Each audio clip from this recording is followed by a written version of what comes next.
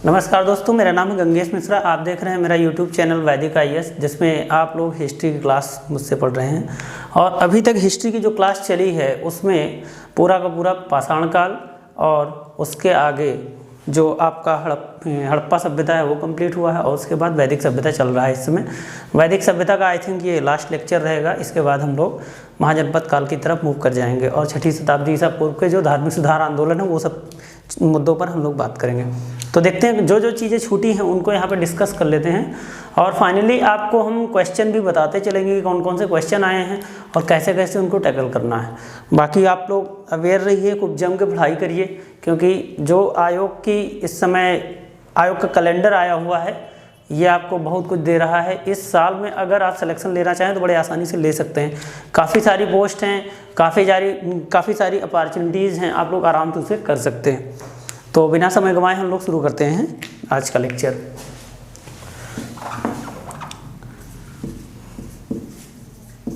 वैदिक काल के देवता, इनसे भी सवाल आते हैं, सीधे सीधे पूछ लेता है देवताओं को लेकर। कभी कभी इंद्र को पूछ लेता है। इंद्र उस समय के सबसे ज़्यादा महत्वपूर्ण देवता हुआ करते थे, और ऋग्वेद में अगर बात की जाए तो ऋग्वेद के अंदर इंद्र के बारे में लगभग 250 सूक्त दिए गए हैं। तो सबसे महत्वपूर्ण है इंद्र के। तो इंद्र का जो उस समय का रोल था, उनके खास करके जो ऋग्वेद के माध्यम से उनको दर्शाया गया है, उनके बारे में हम थोड़ा बहुत जान लेते हैं। इंद्र, इनके बहुत सारे नाम आपको मिलते हैं। जैसे एक नाम मिलता है पुरंदर। पुरंदर का अर्थ होता है दुर्गों को भेदने वाला या दुर्गों को तोड़ने वाला। दुर्गों को तोड़ने वाला।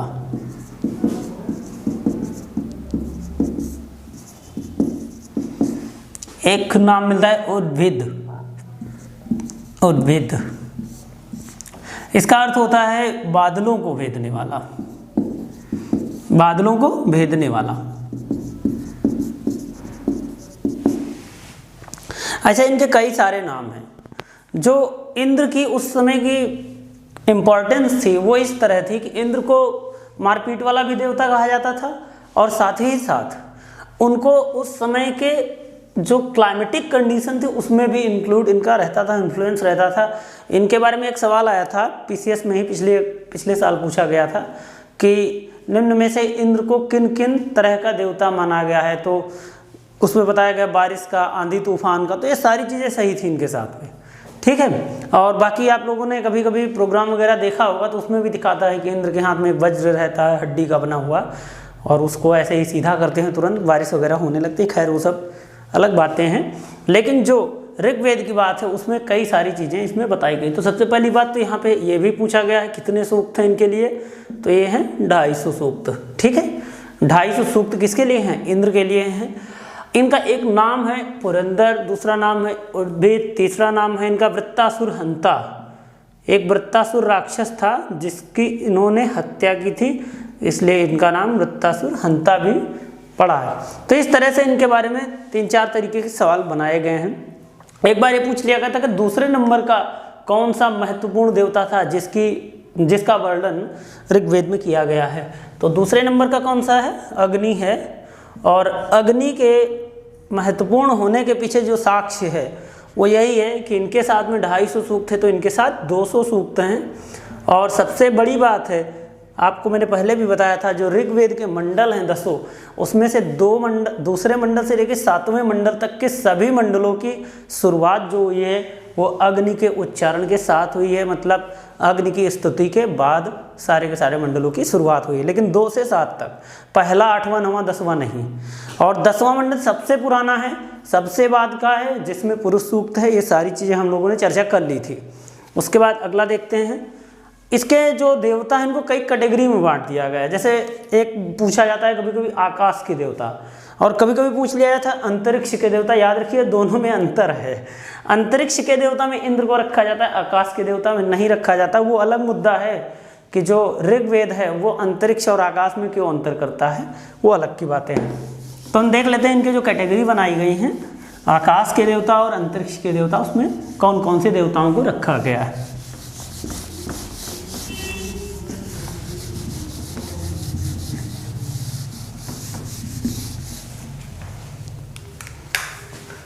आकाश के देवता।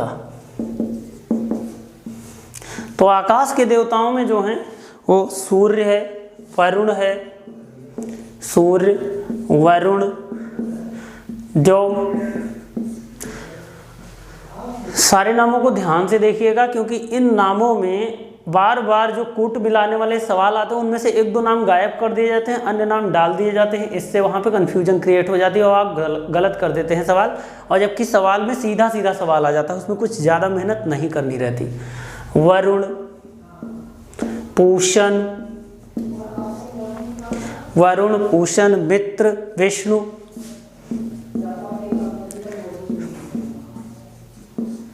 ठीक है, अश्विन, सविता,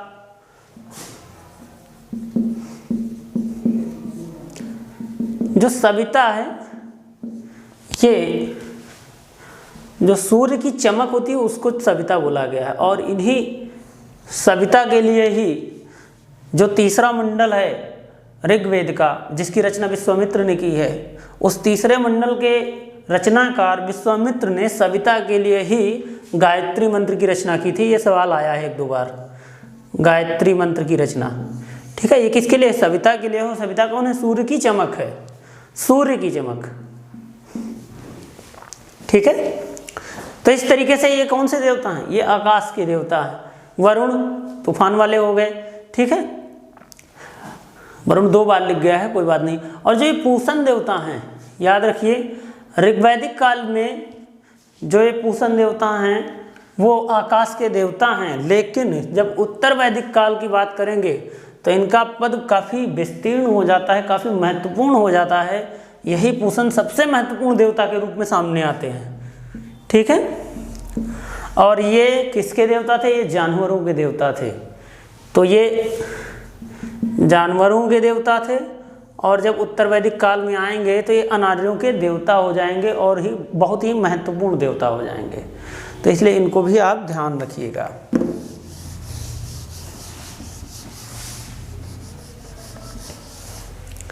अब देखते हैं हम लोग अंतरिक्ष के देवता कौन कौन से थे।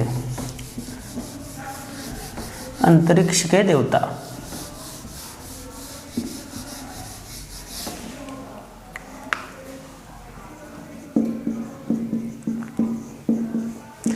तो अंतरिक्ष के जो देवता थे उनमें से पहला नंबर तो इंद्र का ही है, ठीक है। इंद्र हैं, रुद्र हैं, वायु है, पर्जन्य है, रुद्र, वायु, पर्जन्य, ये सारे देवता कौन हैं? ये अंतरिक्ष के देवता हैं। इनके बारे में भी सवाल आया। सवाल जब भी आता है तो इंद्र को लेकर पूछ लिया जाता है, इनको कंफ्यूज करवाता है कि ये इंद्र अंतरिक्ष के हैं कि आकाश के हैं। तो ये सीधा सा सवाल था। अब देखते हैं पृथ्वी के देवता, तीसरी कैटेगरी जो बनाई गई है। पृथ्वी के देवता में आप किसको रखेंगे? आग को रखेंगे, सोम को रखेंगे, पृथ्वी के देवता।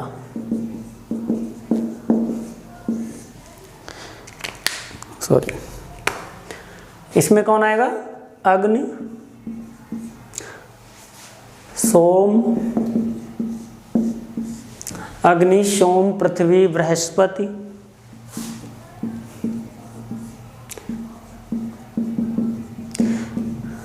एक बार ये भी पूछा गया था, कुछ जो देवताओं के कुल पुरोहित थे वो कौन थे? सॉरी, देवताओं के कुल पुरोहित कौन थे? तो बृहस्पति थे, बृहस्पति मुनि। ऐसे ही अगर राक्षसों के कुल पुरोहित देखा जाए तो वो कौन थे? शुक्राचार्य थे, ठीक है। तो ये सारे नाम हैं। बृहस्पति हो गए, और कुछ जंगल वाले रण्यानी, और कुछ बचा? सरस्वती। सरस्वती से याद रखो, इसमें कुछ नदियों के बारे में पूछा जाता है। जैसे जो ऋग्वैदिक कालीन नदी है, इसमें एक नदी सूक्त है स्पेशली, उसमें 25 नदियों की चर्चा की गई है। और टोटल जो ऋग्वेद में नदियों की चर्चा हुई है वो लगभग 32 नदियों की चर्चा हुई है। उन 25 नदियों में सबसे ज़्यादा जो महत्वपूर्ण नदी होती थी, या सबसे ज़्यादा बार जिस नदी के बारे में सूक्त आए हैं, वो है सिंधु नदी। लेकिन इन नदियों में सबसे ज़्यादा पूजनीय नदी जो थी वो कौन थी? सरस्वती नदी थी, और इसको नदीतमा भी बोला गया, नदीतमा। तो ये सवाल पूछा गया है, ठीक है। और सरस्वती को आधुनिक रूप से क्या कहा जाता है? घग्गर कहा जाता है। और इसकी एक सहायक नदी है जिसको आज चौतंग कहा जाता है, उसकी भी वहाँ पे द्वसद्वती के नाम से चर्चा की गई है, द्वसद्वती। तो ये सारे ऐसे फैक्ट हैं जिनसे सवाल सीधे उठा लेता है, और ये बड़े कॉमन फैक्ट हैं जो पूछे भी खूब जाते हैं, आसानी से समझे भी जा सकते हैं, इसमें ज़्यादा मेहनत करने की ज़रूरत है नहीं। अब हम लोग देखते हैं कि पुरातात्विक साक्ष्य क्या मिले हैं। अभी तक जो आपने पढ़ा वो पूरा का पूरा साहित्यिक साक्ष्य था वेदों के बारे में, और उसके बाद में उत्तर वैदिक कालीन जो साहित्य थे उसमें उपवेद और स्मृति, ये सारी चीज़ों के बारे में आप लोग जाने हैं। अब हम लोग देखते हैं पुरातात्विक साक्ष्य।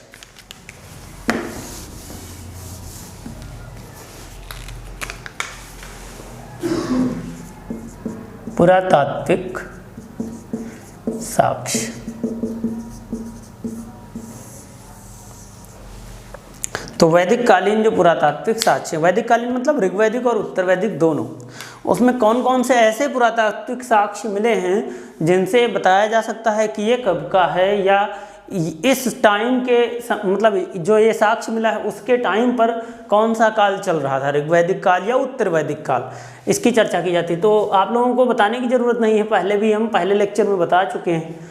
इस पूरे के पूरे वैदिक काल को दो भागों में बांटा गया है, एक तो ऋग्वैदिक काल, एक ऋग्वैदिक काल और दूसरा उत्तर वैदिक काल। और दोनों की जो बेस पॉइंट है, मतलब किसके आधार पर इनको बांटा गया है, वो क्या है? वो लोहा है, लोहे का पाया जाना, लोहे की शुरुआत। तो याद रखो, सॉरी, जो ऋग्वैदिक काल है, ऋग्वैदिक काल में लोहा नहीं पाया गया है, और जबकि उत्तर वैदिक काल में अगर देखा जाए तो लोहा पाया गया है।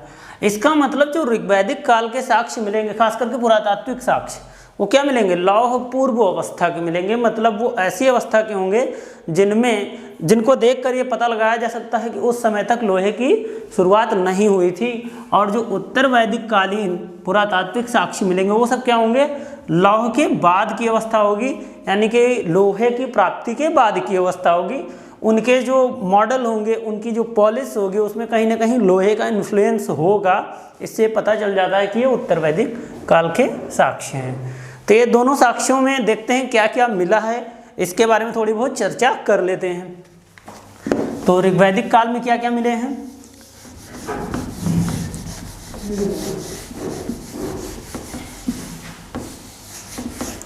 जो ऋग्वैदिक काल में मिले हैं वो मिले हैं काले लाल मृदभांड, काले एवं लाल मृदभांड।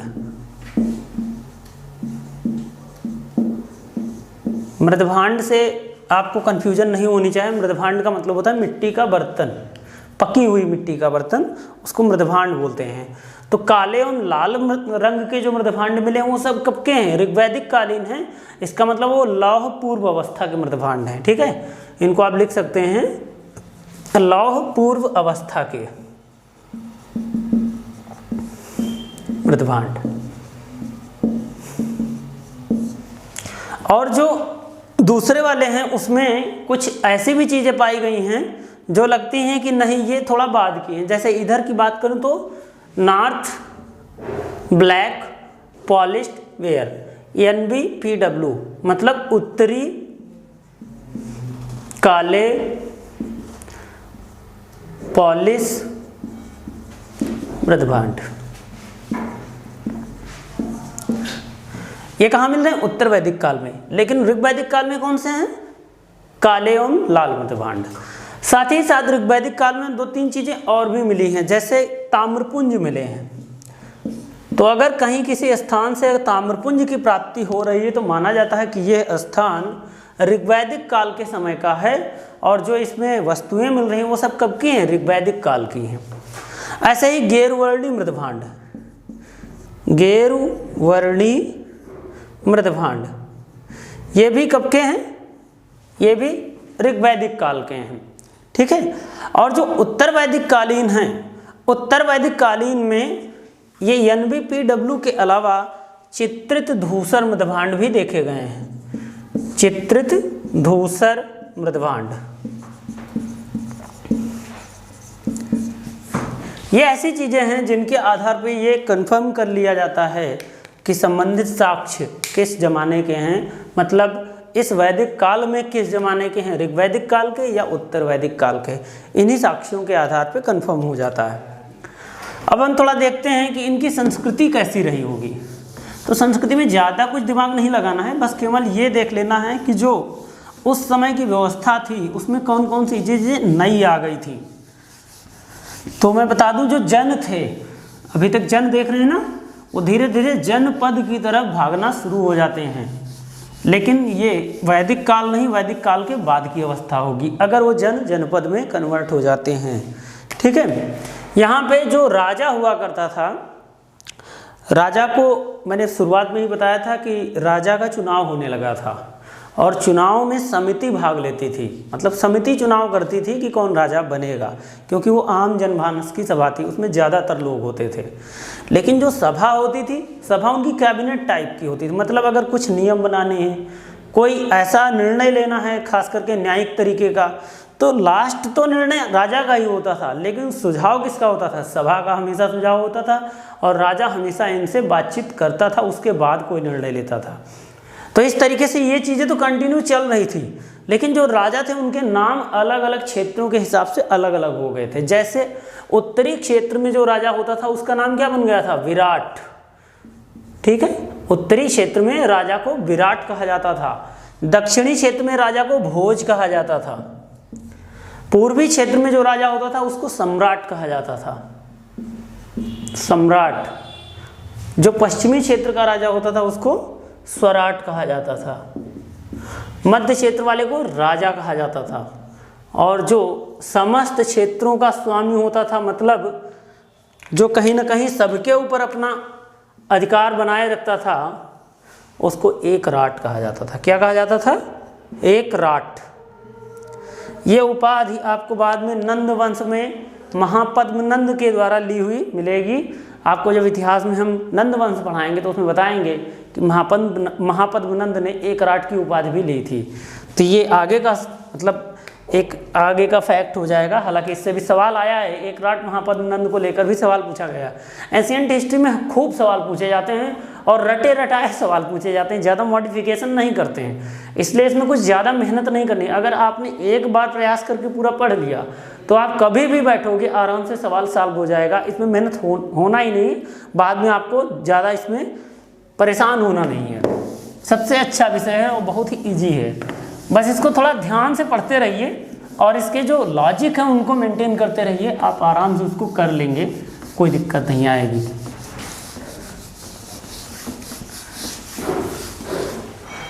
तो ये सारी कहानी थी अभी तक जो आपने देखा, ये पूरा का पूरा संस्कृति, उनके देवता, समय की नदियाँ। कभी कभी ये भी पूछ लिया जाता है कि जो वैदिक काल है कहाँ से कहाँ तक था, तो उसके बारे में कुछ बातें रखी गई हैं इन्हीं वैदिक साहित्यों में ही। जैसे वैदिक साहित्य में ही एक चर्चा होती है गौतम राहुगढ़ की। तो गौतम राहुगढ़ जो थे वो शिष्य थे, उनके एक गुरु जी थे। वो गुरु जी वहाँ से क्या करते थे कि मतलब उनके गुरु जी जो थे वो अपने मुंह में वैश्वानर अग्नि को मुंह में लिए हुए थे और यही सप्तसैंधव प्रदेश में वो बैठे थे। तो वो अपनी आग को निकालने के लिए एक वर्ड का उच्चारण करते थे, घृत, और जैसे ही घृत बोलते थे उनके मुंह से आग निकलने लगती थी और वो आग पूरब की तरफ बढ़ती ही चली जाती थी, बढ़ती ही चली जाती थी और जितने भी पेड़ पौधे या अन्य चीज़ें थी उनको जलाती हुई मैदान बनाती चली गई। ये कहानी है, इसमें ये वास्तविक कहानी नहीं, साहित्यिक कहानी है, इसको आप मान के चलिए कि यही सही है।